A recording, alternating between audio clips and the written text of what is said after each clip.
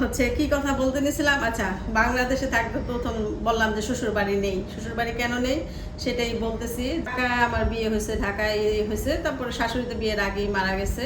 যার যার মতো যার যার কর্মস্থলে যেখানে সুবিধা সেখানে থাকে, তো ওই বাসা বিক্রি করে হচ্ছে সব ভাই বোনের মধ্যে। তো এখন তো আমার শ্বশুর বাড়ি নাই, তো আমি কোথায় উঠবো? ঢাকায় থাকবো, ভাবি মুন্সিগঞ্জে সেটেল হবে। কি লেখা আছে? তো গতকালকে রাতে অবশ্য ভাবি পড়ে শোনাইছিল, ভিডিওটা তো ডিলিট হয়ে গেছে। ইনশাল্লাহ আমি এটা সব সময় পরবো। সাদা হিজাবটা কিন্তু অনেক সুন্দর, অনেক স্মরণীয় হয়ে থাকতো, কারণ আমার কথা মনে করে আপনি আমার জন্য একটা জিনিস পাঠাই। আসসালামু আলাইকুম, কেমন আছেন সবাই? আল্লাহর রহমতে নিশ্চয়ই ভালো আছেন, আমরাও ভালো আছি আলহামদুলিল্লাহ। তো আরেকটা ব্লগ শুরু করলাম, তো ভাবলাম যে আজকে আপনাদের সাথে কিছু কথা বলবো, কিছু প্রশ্নের উত্তর দিব। আর আজকে আমার তো এখন আর রান্নাবান্না নাই, রান্নাবান্না তো করি না। তো ভাবি খাবার দেয়, তারপর হচ্ছে আরেক ভাবি খাবার পাঠাইছিল, ওইটাই 3 দিন চলে গেছে। আমি টুকটাক বাইরে থেকে কিনে এনে খাই, সকালের নাস্তাও রেডিমেড খাওয়া হয়, বেশিরভাগই কিনেই খাই।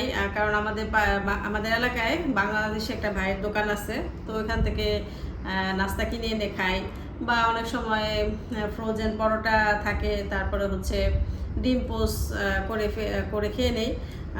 ফ্রিজটা আপাতত আর 2 দিন আছে, আলহামদুলিল্লাহ ফ্রিজটাও সেল হয়ে গেছে।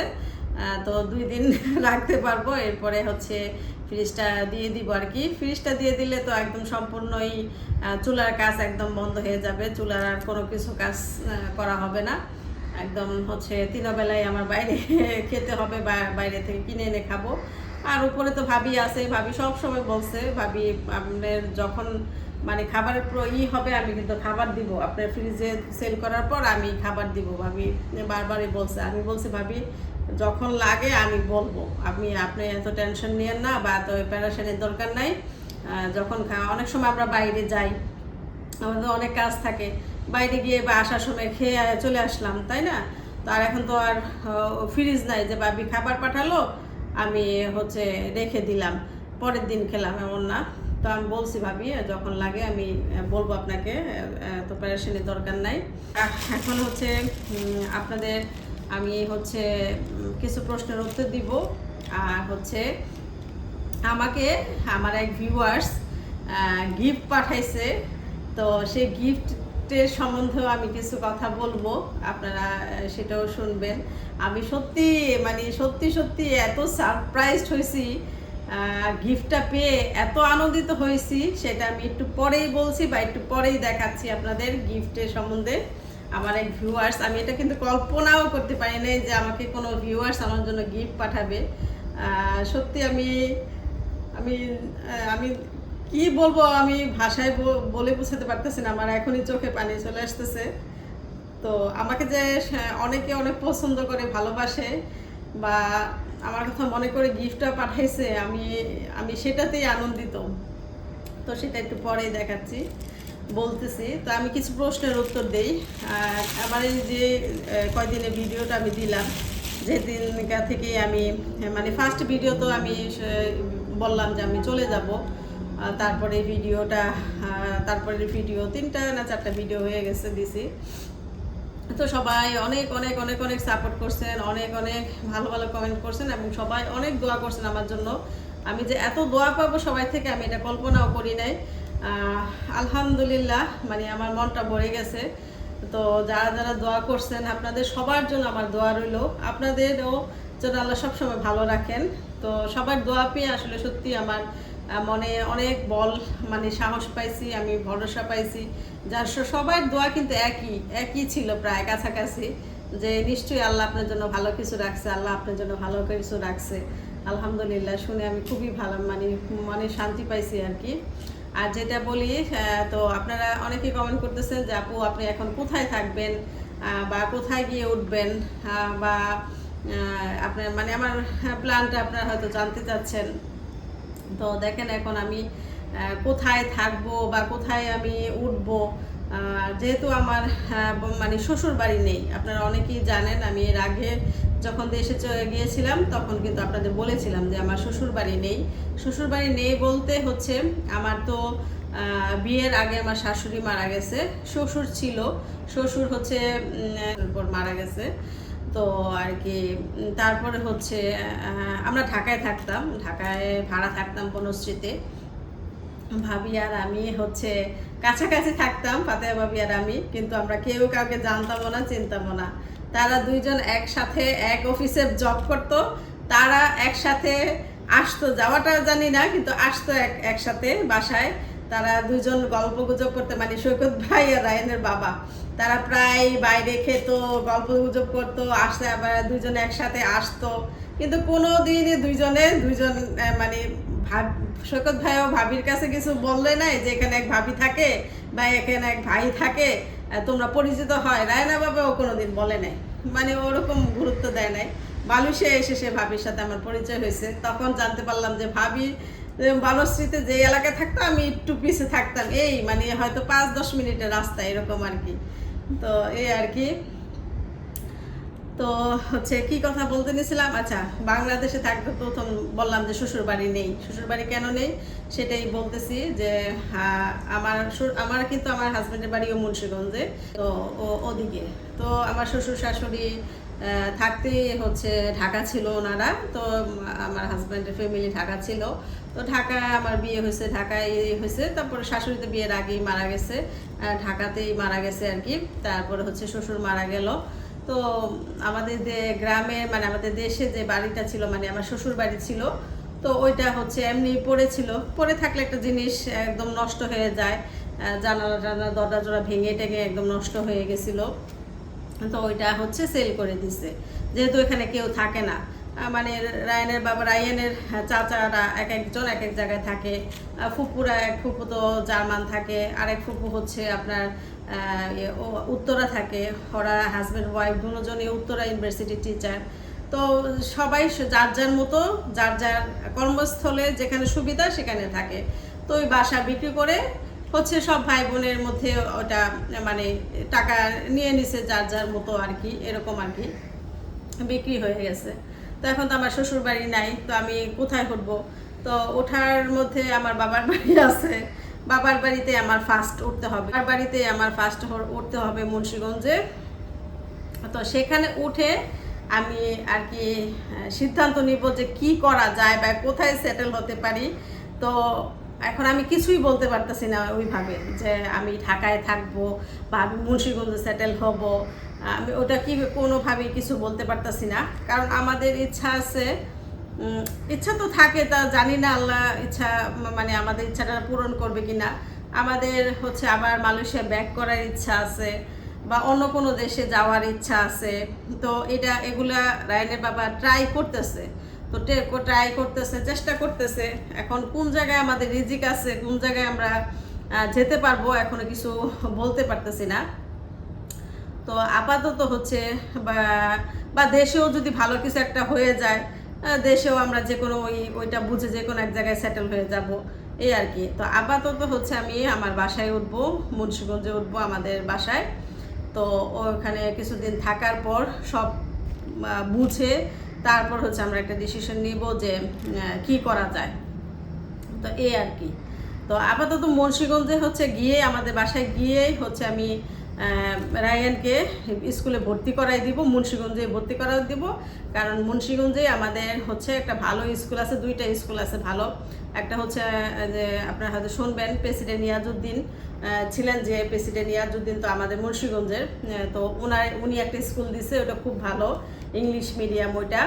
আরেকটা স্কুল আছে, সেটা হচ্ছে আপনার আমেরিকার সিলেবাসই, এটা মনে হয় ক্যামব্রিজের আরেকটা কি জানি ভাষণ আছে, আমি আরেকটা অক্সফোর্ড না, আরেকটা কি জানি পার্ট আছে, রায়নের বাবা বললো। তো ওইটার সিলেবাস হচ্ছে ওই স্কুলে পড়ায়। তো তো ওইটা আমার স্কুল নিয়ে সমস্যা নাই, মুন্সিগঞ্জে আমার দুইটাই ভালো স্কুল আমার আছে। তো যে কোনো একটাতে আমি রায়ানকে ভর্তি করি, যেহেতু রায়ানে হচ্ছে ক্যামব্রিজের সিলেবাস, তো ওইটা ক্যামব্রিজের সিলেবাসের সাথে যায়, ওইটার মধ্যেই দিব ইনশাল্লাহ, ওইটার মধ্যে দেওয়ার ইচ্ছা আছে। তো আপাতত রায়ানে ভর্তি করাই দিব। তারপরে হচ্ছে আমি কোথায় সেটেল হই বা কোথায় যাই বা দেশের বাইরেও যদি কোথাও যাওয়া হয় তখন মানে পরের কথা আর কি। আর আর মুন্সিগঞ্জেও যদি আমার একেবারে থাকা হয় তাহলে আমি কোথায় বাসা নিব বা কী করবো ওটা পরে ডিসিশন নিব আর কি।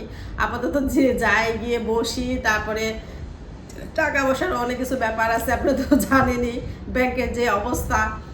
তো এখন সব কিছু মিলিয়ে জিলে কতটুকু আমরা কি করতে পারবো, যদি টাকাই হাতে ওই পরিমাণ আমরা না পাই কোনো স্টেপই তো নিতে পারবো না। তো এই হচ্ছে কথা। এখন বাকি সবটাই আল্লাহ জানে, বাকিটা না, সবটাই আল্লাহ জানে আমাদের নিজেকে কি আছে, কোথায় আমরা যাব, কোথায় থাকবো, সব আল্লাহই ম্যানেজ করে দিবে একটার পর একটা, হয়তো একটু সময় লাগবে এই আর কি। তো এ হলো কথা। আপুরা অনেক আপুরা এই প্রশ্ন করছিলেন আপু কোথায় উঠবেন কোথায় উঠবেন, তো আপুদের প্রশ্নর জবাব দিলাম। আর হচ্ছে এখন হচ্ছে যে গিফটের কথাটা বলি। গতকালকে হচ্ছে ভাবি আসছিল, ভাবি তোষান আসছিল, যে আপু আমার জন্য গিফট পাঠাইছে সেই গিফটটা নিয়ে। তো সেই ভিডিওটা ভাবি সহ ভিডিওটা আমি করছিলাম। এখন এডিট করতে গিয়ে দেখি আমি ভিডিওটা কিভাবে যেন ডিলিট করে ফেলছি। অনেক ভিডিও ডিলিট করছি, সাথে এটাও চলে গেছে।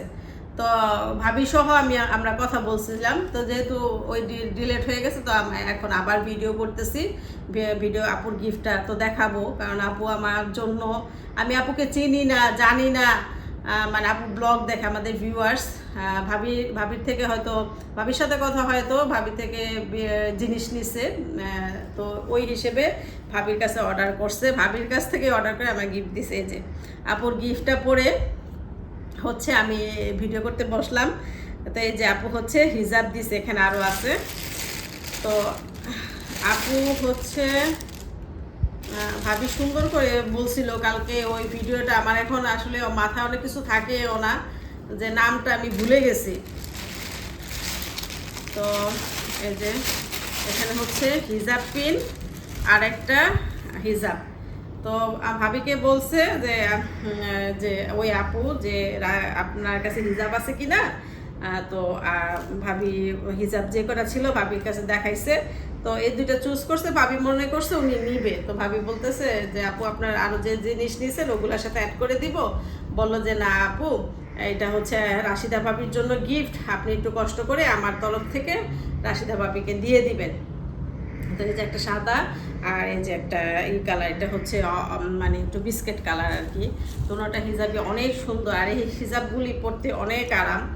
আর হচ্ছে সাথে একটা চিরকুট দিছে, আর হচ্ছে হিজাব পিন, এই যে হিজাব পিন দিছে অনেকগুলা হিজাব পিন।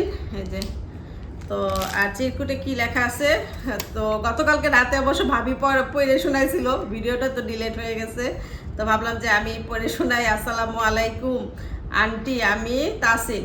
মনে হয় আপুর হচ্ছে যে আমাকে গিফট করছে তার হচ্ছে ছেলে না মেয়ে বুঝতে পারতেছি না, যেহেতু আন্টি বলে সম্বোধন করছে আমাকে, তো হয়তো আপুর মেয়ে বা ছেলে হতে পারে। মানে ভাবি লিখে দিছে, উনি বলছে যে এইভাবে একটু লিখে দিয়েন, আর ভাবি লিখে দিছে। তো আন্টি আমি তাসিন, আপনার চ্যানেলের একজন ভিউয়ার। আপনি বাংলাদেশে চলে আসবেন শুনে খুব খারাপ লাগছে। আপনাদের পরবর্তী দিনগুলো আনন্দে কাটুক, আল্লাহ আপনাদের ভালো রাখুন, আমিন আমিন। তো এই যে খুব সুন্দর করে কথাটা লিখছে।